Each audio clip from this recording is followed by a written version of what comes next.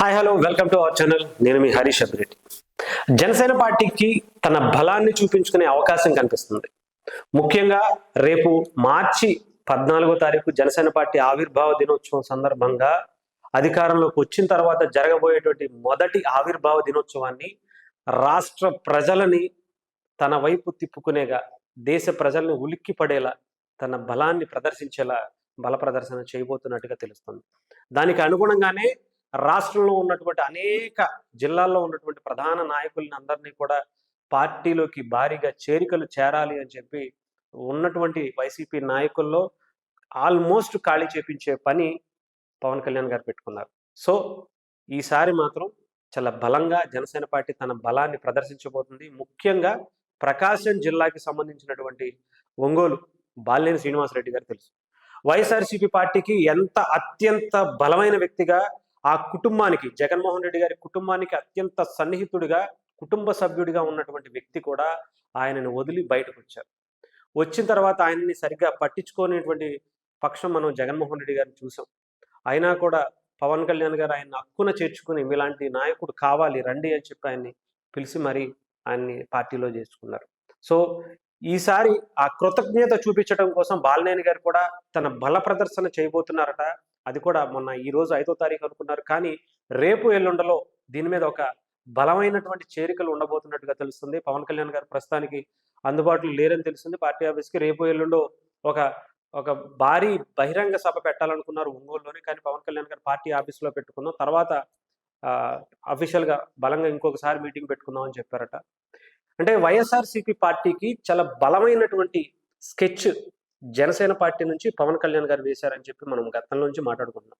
దానికి అనుగుణంగానే ప్రకాశం జిల్లా మొత్తాన్ని కూడా తుడిచిపెట్టే పని బాలినేని శ్రీనివాసరెడ్డి గారికి అప్పగిచ్చారట. ఆయన కూడా నన్ను అంటే హక్కును చేర్చుకున్నటువంటి పవన్ కళ్యాణ్ గారికి, జనసేన పార్టీకి నేను ఏదో ఒక విధంగా సహాయపడాలి, ఏదో మిగతా నాయకుల్లాగా వచ్చి ఎవరి పని వాళ్ళు చేసుకుని వెళ్ళిపోయినట్టు కాకుండా నా బలం ఏంటో జనసేన పార్టీకి తెలియాలి, నా బలం ఏంటో వైఎస్ఆర్సీపీ పార్టీకి కూడా తెలియాలి. నేను వెళ్ళటం వల్ల వైఎస్ఆర్సీపీ పార్టీ ఎంత బలహీనపడిందో కూడా జగన్మోహన్ రెడ్డికి రుచి చూపించాలి అని చెప్పి బాలినేని గారు చాలా బలమైనటువంటి బల ప్రదర్శన చేయడానికి సిద్ధమయ్యారు.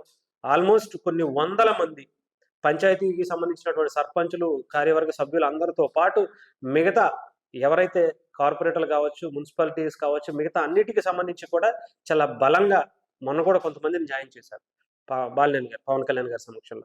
వెంటనే మిగతా వాళ్ళు కూడా బాలినేని గారికి టచ్లో ఉన్న, అయ్యా మేము మీతో పాటు వచ్చేస్తాం, మీ పార్టీకి అంటే మీ ఇంతకుముందు మీరు ఎక్కడుంటే అక్కడే ఉన్నాం, దయచేసి మమ్మల్ని కూడా మీతో పాటు హక్కుని చేర్చుకోండి, వైసీపీ పార్టీలో ఉండే పరిస్థితి లేదు, ఆ పార్టీకి మళ్ళీ ఇంకోసారి అవకాశం వస్తుందని కూడా, భవిష్యత్తు ఉంటుందని కూడా మేము అనుకోవటం లేదు అంటే డెఫినెట్గా రండి, ఇది కరెక్ట్ టైం అని చెప్పి బాలినేని గారు కూడా భావించి వాళ్ళందరినీ రెడీ చేశారు.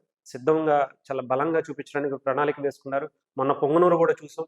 పొంగనూరు కూడా ఆల్మోస్ట్ 80 to 90% ఖాళీ చేసేసి వైఎస్ఆర్సీపీ పార్టీని జనసేన వైపు తిప్పుకున్నారు.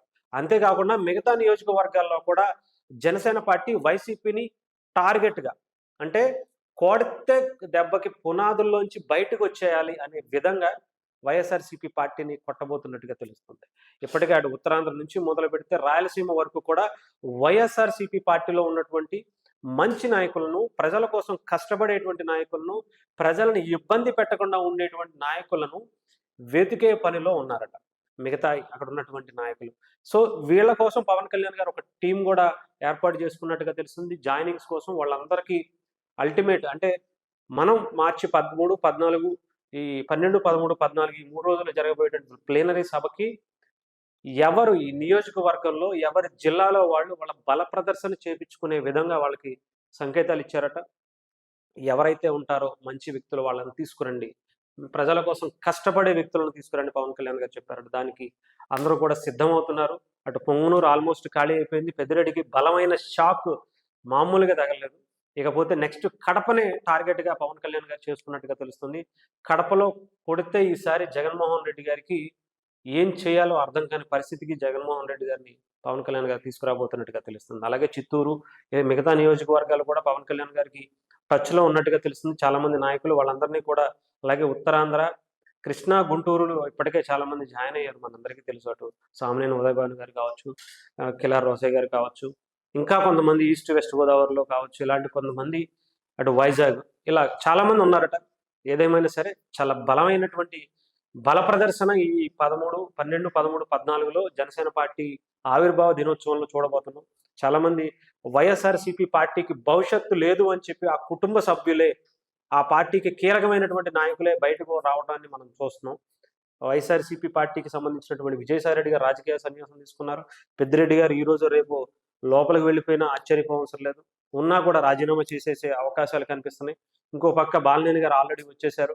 ఇంకొక పక్క చాలామంది ఆ పార్టీకి సంబంధించినటువంటి బలమైన నాయకులు కుటుంబ సభ్యులే.